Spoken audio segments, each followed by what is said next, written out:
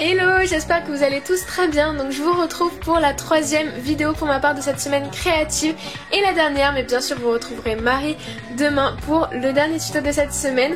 J'espère que ça vous aura plu et je vous présente tout de suite le combo de couleurs que j'ai utilisé pour cette dernière vidéo. Donc le voici. Et vous allez avoir du coup le listing juste après pour que vous puissiez avoir une idée exacte des couleurs. Et j'ai utilisé du coup le bonus de blanc. Donc je vais tout de suite passer au premier bijou pour réaliser ce marque-page avec un petit cône de glace. Donc tout d'abord on va passer au cornet et pour la couleur de base du coup j'ai utilisé le blanc avec le doré pour créer cette couleur un peu pâte à gâteau avec le doré. Finalement c'est plutôt simple à faire avec du doré. Et après du coup je viens rouler et avec le scalpel je viens faire la texture du cône. Je viens ensuite en porte-piécer un rond, ce qui va nous servir du coup à faire notre cône et du coup bien sûr je vais venir le colorer pour donner cette couleur au cône.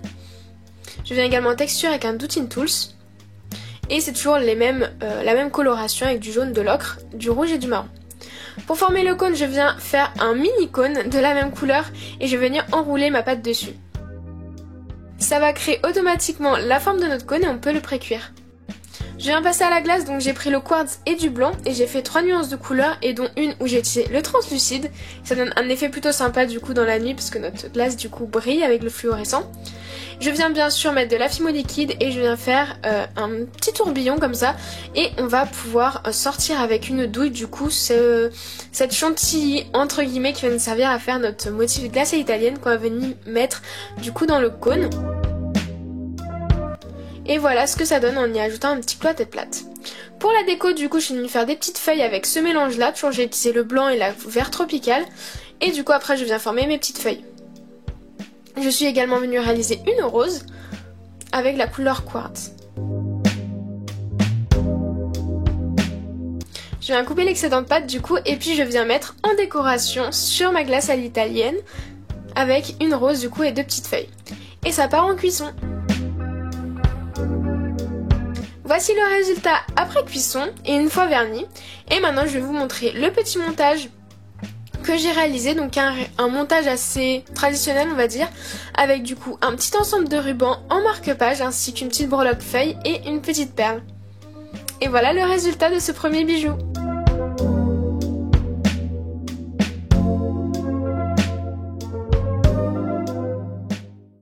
Je passe au deuxième bijou et ce sera une petite broche cactus.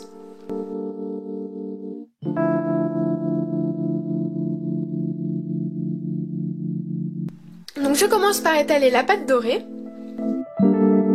et je viens former du coup un genre de trapèze, ouais je crois que c'est ça pour faire le pot. Et ensuite je viens prendre une bande beaucoup plus fine et découper une petite bande et qui va venir faire le pourtour du pot au dessus.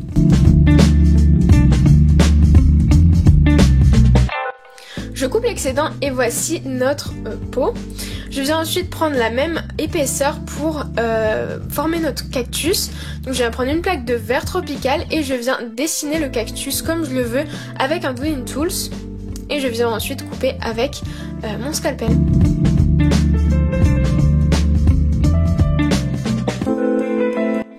Une fois que c'est fait, j'enlève l'excédent et puis avec mon doigt, je vais venir lisser tous les bords pour que ce soit vraiment plus propre et également avec un petit outil en silicone.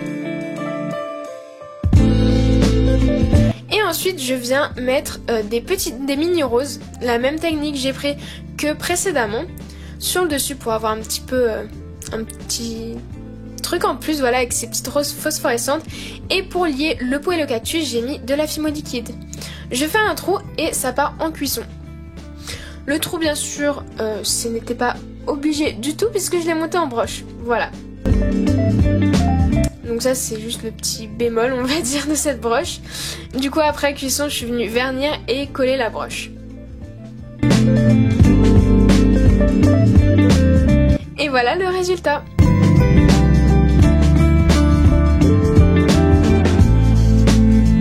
Maintenant on va passer au bijou numéro 3 et qui change un peu plus. Puis ça va être un bracelet comme ça abstrait. Donc voilà, j'ai essayé de vous montrer une idée de montage plus originale que les deux précédents que je vous ai montré.